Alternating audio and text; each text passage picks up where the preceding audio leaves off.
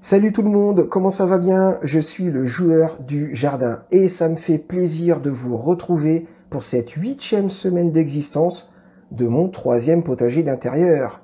Alors, avant toute chose, je tenais à vous dire merci parce que la vidéo de la semaine dernière, c'est ma nouvelle vidéo record en nombre de vues, en nombre de likes et en nombre d'abonnés suite à la parution de cette vidéo. Et je tenais à vous dire merci. Bon, les amis, on rentre dans le vif du sujet. Vous avez vu le titre de la vidéo? Eh oui, c'est un miracle. Il y a 1 semaine et demie environ, mes pieds de melon se faisaient attaquer par une anthracnose aussi brutale que soudaine. En 2 jours de temps, j'ai 7 pieds de melon. Sur les 7 pieds de melon, j'en ai 5 qui étaient attaqués. Et sur les 5, il y en a 2 qui étaient bien attaqués comme il faut. Avec quasiment une dizaine de feuilles, complètement recroquevillées sur elles-mêmes. Donc là, je me suis dit, c'est simple, vu la vitesse de propagation de la maladie, dans 2 ou 3 semaines, je n'ai plus rien. Mais ça, c'est pour quelqu'un d'ordinaire. Mais moi, je suis le joueur du jardin.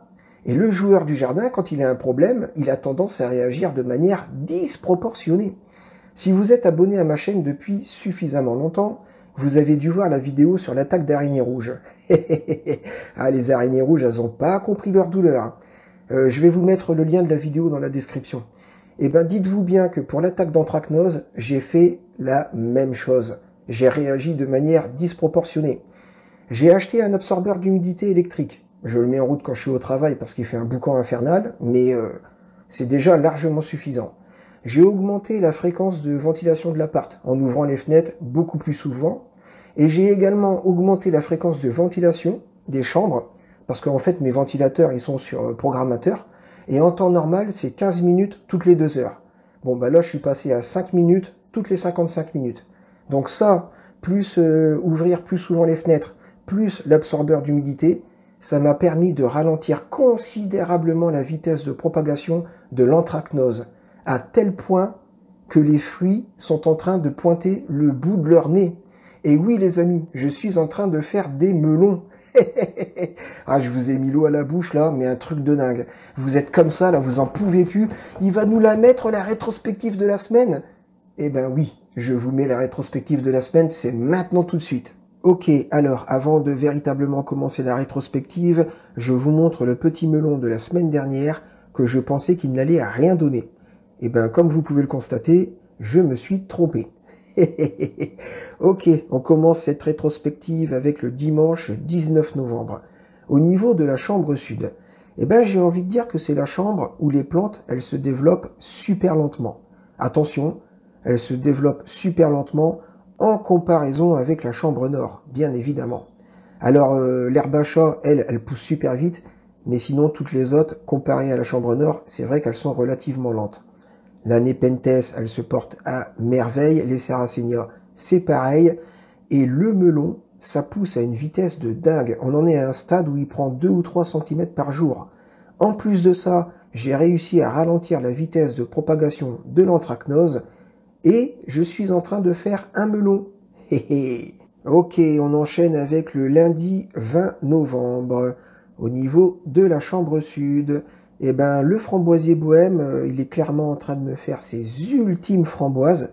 Et par contre, je ne sais pas du tout ce que je vais en faire après. Est-ce que je le mets en hivernage avec le Zeva? Est-ce que je le garde à l'intérieur vu qu'il est en train de me faire un petit tronc? Je ne sais pas du tout, on verra dans les jours qui suivent. Et au niveau de la chambre nord, la Nepenthes et les Sarracenia, elles vont à merveille. Et la monoculture de melon, la pièce maîtresse de ce 3e potager d'intérieur, eh ben, regardez-moi ça. C'est magnifique. Non seulement c'est magnifique, mais en plus, c'est en train de me faire un melon. Et maintenant, le mardi 21 novembre, alors, pour la chambre sud, eh ben, j'ai envie de dire que les plantes, elles continuent de se développer tranquillement, mais sûrement. Même les fraises gariguettes ont ralenti leur vitesse de développement. Bon, j'ai envie de dire que du moment qu'elles ne me font pas de dium, hein, c'est le principal. Après, je mets une petite vaporisation d'eau et de lait tous les 3 jours. Donc, je fais du préventif. Au niveau de la chambre nord, eh ben, les plantes carnivores, elles se développent à merveille. Et les pieds de melon, ils sont magnifiques aussi. Regardez-moi ça. Oh, qu'est-ce que c'est que ce délire? Un deuxième melon.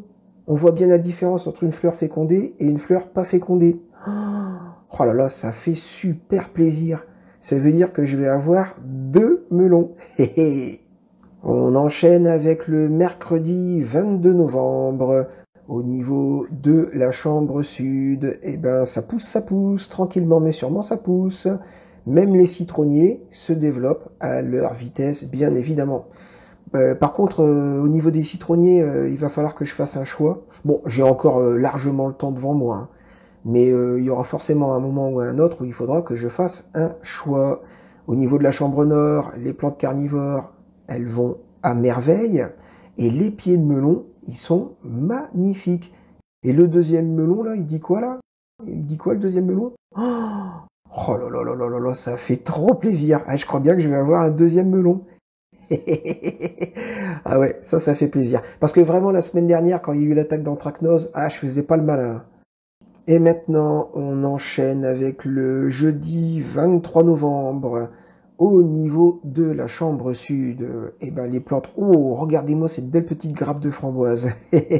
Donc je disais, les plantes continuent leur petit bonhomme de chemin, hein. Les Drosera continuent de se développer aussi. Vivement que je puisse les rempoter dans des pots un petit peu plus gros pour pouvoir faire mon armée de Drosera. Au niveau de la chambre nord, les plantes carnivores, elles se développent, hein, tout va bien. Et le melon, alors lui, c'est un truc de dingue. Vous avez vu, regardez, deuxième melon. Mais attendez, regardez là-bas au fond. Un troisième melon, comment j'ai pu le rater?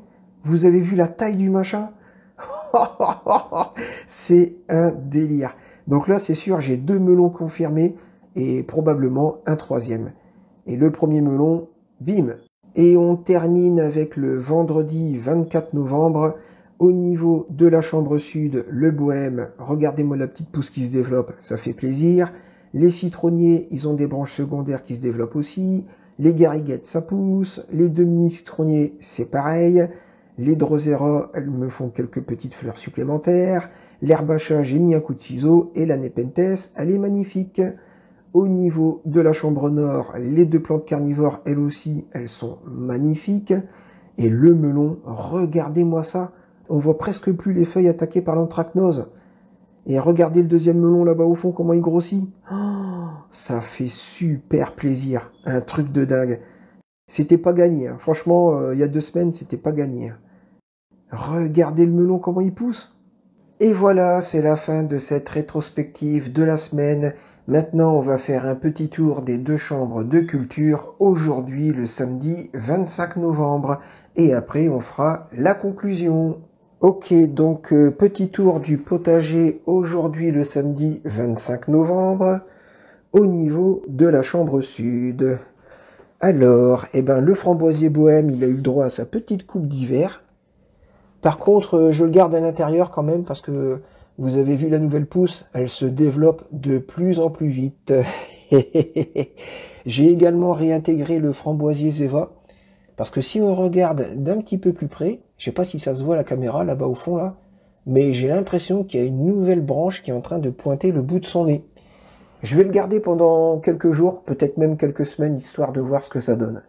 Le citronnier du fond, après avoir stagné pendant quasiment plusieurs semaines, il me fait un nouvel étage de feuilles. Le citronnier de gauche, le champion, mon favori, il me fait une super bonne surprise. Regardez-moi ça. Il me fait plein de petites branches secondaires. Oh là là là, ça fait trop plaisir. J'ai vraiment envie de voir ce que ça va donner. Les fraises gariguettes, elles ont ralenti leur vitesse de développement. Bon, elles se développent toujours, hein, mais un petit peu moins vite qu'avant. Et puis on voit quand même quelques petites séquelles des attaques de Diom. Tiens d'ailleurs, je vais remettre un petit coup de vaporisateur mélange de flotte et de lait, parce que là, je sais pas si vous voyez la petite poudre blanche, mais ça c'est une petite attaque de Diom. D'ailleurs, à ce sujet, les fraises gariguettes, ce qui serait bien, c'est qu'elles me fassent des fraises. Parce que si ça continue comme ça et que j'ai pas de fraises, je pense que je vais arrêter de m'embêter quand même, hein. Les Drosera, oh là là là, elles sont magnifiques. Regardez-moi ces jolies petites fleurs. Oh. Les 2 petits citronniers du fond, eux c'est pareil, hein, ils me font aussi des petites branches secondaires. Voilà, je pense qu'on les voit là. Bon, sur lui, on les voit un petit peu moins parce qu'il a une structure un petit peu chelou, mais il fait aussi des branches secondaires. Les mini Drosera, eh ben, je vais attendre qu'elles grandissent encore un petit poil, et je pense que d'ici 1 ou 2 semaines, je vais les rempoter dans leur pot définitif. L'herbe à chat, oh, le délire. Bon, bah, je vais remettre un coup de ciseau, hein. Ça pousse vraiment. J'ai mis un coup de ciseau hier, hein. Donc, bah, on va remettre un aujourd'hui. Et la Nepenthes, eh ben, elle est toujours aussi magnifique. Ouais, il y a quelques urnes qui sont en train de faner quand même. Mais c'est normal, hein. C'est normal parce que pour quelques urnes qui fanent, il y en a quelques autres qui arrivent. Vous voyez, celle-là là-bas, le clapet, il n'est pas encore ouvert. Bon, ça va s'ouvrir dans quelques jours, hein. Et alors maintenant, on va checker la chambre nord. Oh là là là là là là, regardez-moi ce délire. Oh, c'est vraiment un contraste de dingue entre cette chambre-là, pardon, et cette chambre-là. Donc, la Nepenthes, eh ben, elle est magnifique. La mini Nepenthes, elle me fait des mini-urnes. La grande Nepenthes, elle me fait des grandes urnes. Les Sarracenia, oh là là là, elles sont magnifiques. Vous avez vu la trompe là, la trompette? Elle est en train de prendre des couleurs un petit peu. Vous voyez, la semaine dernière, elle était blanche. Et là, elle est en train de se colorer. Et dans, je dirais, peut-être 2 semaines à peu près, quoi, elle aura cette couleur-là. Et ce qui est dingue, c'est que ça ressemble à des veines. Vous voyez, pour des plantes carnivores, c'est plutôt pas mal. Bon, la pièce maîtresse de ce 3e potager d'intérieur, la monoculture de melon. Et c'est un truc de fou, hein. Le melon, il est là, il m'arrive au niveau de la poitrine, hein, quand même. Donc, ouais, ça a vraiment bien poussé. Alors, j'ai un melon qui se trouve juste là. C'est là, si je filme comme ça, là, voilà, on reconnaît carrément la forme d'un melon, hein. C'est un truc de dingue. Et là, je mets mon doigt, hop là, tout. Ouais, j'ai pas envie de trop le bouger, quoi. Mais ouais, j'ai clairement un melon qui est en train de se former. Mais attendez, c'est pas tout, les amis. J'en ai pas qu'un seul de melon. J'en ai un deuxième là-bas au fond, là.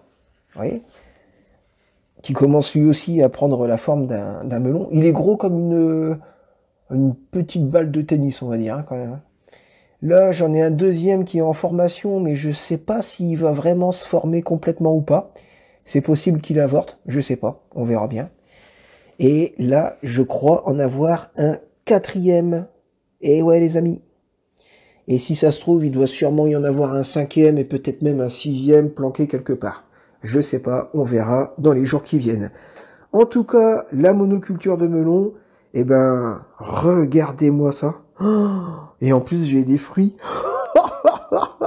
Ouais, eh ben, je suis déjà ultra satisfait. Et voilà, les amis, c'est la fin de cette vidéo. J'espère qu'elle vous a fait plaisir. J'espère que ces aventures avec le melon vous ont fait plaisir. Et vous savez quoi? Si ça se trouve, d'ici, je sais pas combien de semaines, mais si ça se trouve, un beau jour, je vais conclure une vidéo en dégustant du melon. Je croise les doigts quand même. Pour l'instant, je vais conclure cette vidéo en dégustant rien du tout, en vous souhaitant un bon week-end et en vous disant à la semaine prochaine.